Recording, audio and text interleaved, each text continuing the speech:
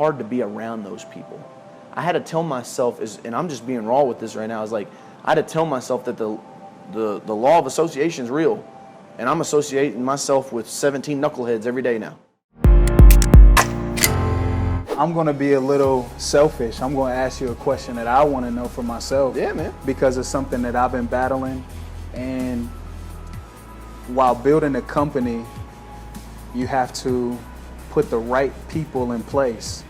And I always want to have my hands involved, and nobody can do it better than me, or I can get it done. And I've learned that actually costs me from being able to grow the business.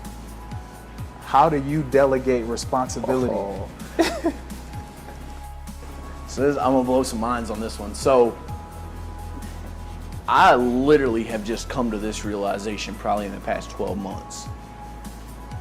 And you gotta realize, like, I'm 31 now. I started my business my senior year of high school, which was 07.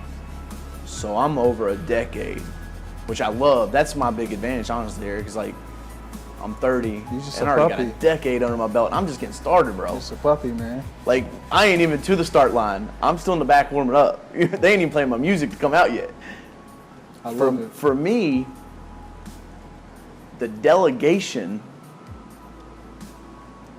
most people miss that because they bring over W-2 philosophies into entrepreneurship. So when we were talking about the formula earlier, and I said find the opportunity, hustle, make a profit. A lot of people confuse that hustle with work. 18 hours a day, bro. Nobody works harder than me, bro. Like, shut up. No, that ain't the goal. I'm trying to do an interview. That's my hustle. Create opportunities for other people so they got their hustle and we all make money. I had a really, really wealthy guy tell me one time, DJ, if I'm working, I'm not doing my job right. If I'm working, I'm not doing my job right. Because he's like, it's not his job to go in and pull the levers and turn the knobs and push the buttons. His job is to think. That's what he gets paid for, because he can think better than anyone else on the team. They can't come up with the idea. They don't have the vision. You know what I mean? You got to cast that vision, delegate the task. That's your job. Cast the vision, delegate the task. Cast the vision, delegate the task. Over and over and over and over. I literally had me and my assistant meet up here once a week, and I told her, I was like, next week, I'm not doing anything. We're gonna see how crazy we can get with this delegation shit. Can I just send you everything, and either you do it or you send it to somebody else on the team? Like DJ's done. Right.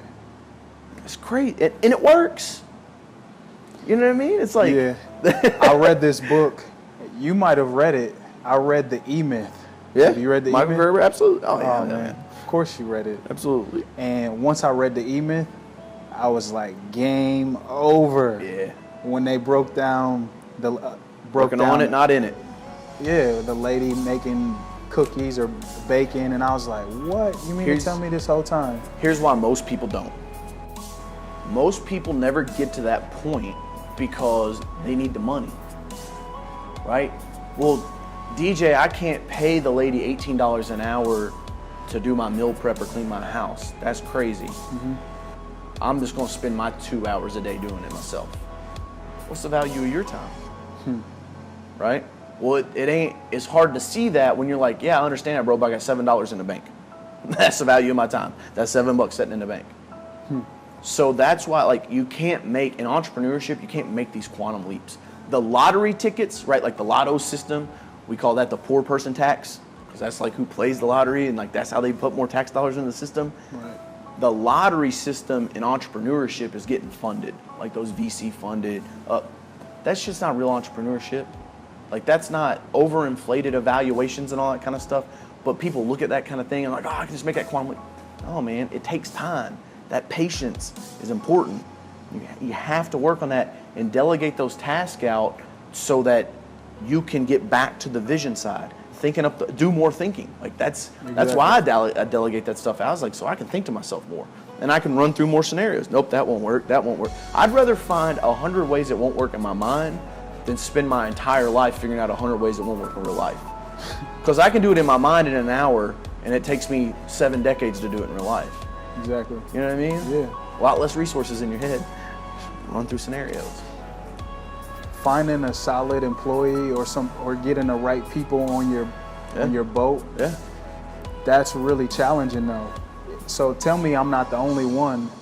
How many employees do you normally go through to find the right one? Like you got somebody that's like, okay, I decided to go this way now. Or hey, this isn't working for me. Yeah. How many employees do you go through? So, funny story. At the peak of my lawn care business, right? So that was Easy Pro. We grew it, and I realized it wasn't profitable, so I sold it off, and we went into the exterior cleaning. At the peak, I went through over 300 people in 3 seasons. Damn near 100 people a year. It was actually more in that last year, that peak year. And that's when I was like, something's not right here. And I basically was just hiring warm bodies. Hey man, can you hold a weed eater? Yeah, cool. Get in the truck. Like, you know what I mean? We got a job to do. The customer expects us today. Versus slowing down and finding people that have the same values as I do. You know what I mean? That's one of the reasons, like that blue collar business model is so hard to do with employees, because a lot of those guys aren't awake. Lights are on, but ain't nobody home. They don't think for themselves.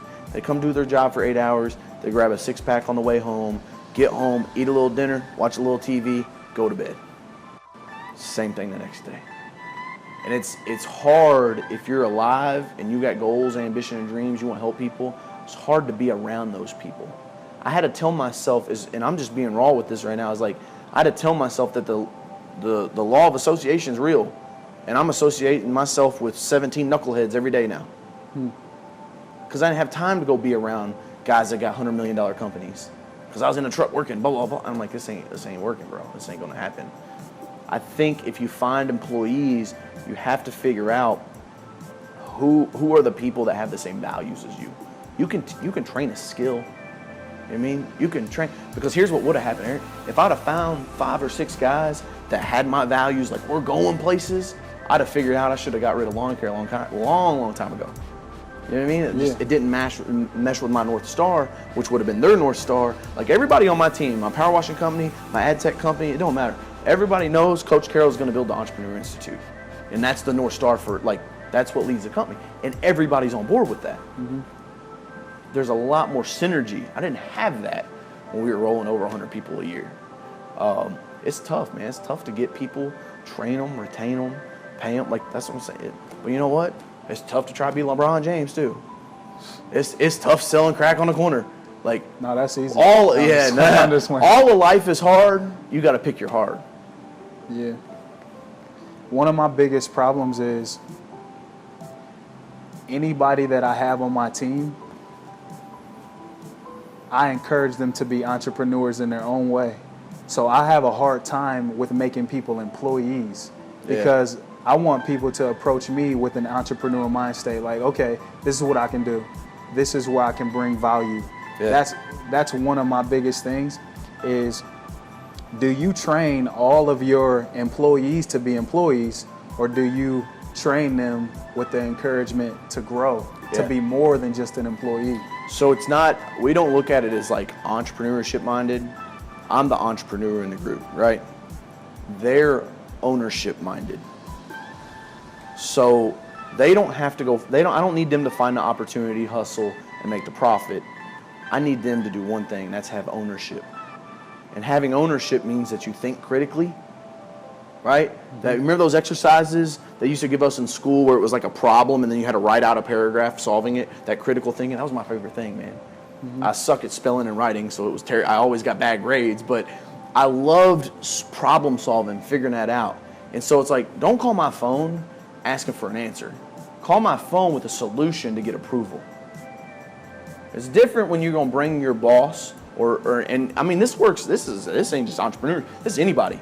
Everybody should have an ownership mentality, which means that you keep your space looking nice. You care about your opinion, your appearance. Ownership, right? Having pride. My team knows that I need critical thinkers. Coach Carroll makes enough problems for himself. Like, I don't need their problems too. I need them to critically think and then come to me and I'll put a little salt on it and like, all right, you was close, I'll get you the rest of the way. Boom, now we're good. Right. That's what I teach my team. I don't want them to necessarily be entrepreneurs, but I need them to have an ownership mentality because that's just a good principle to carry about yourself no matter what you do in life. I like that. I'm gonna definitely use that one. Yeah, man.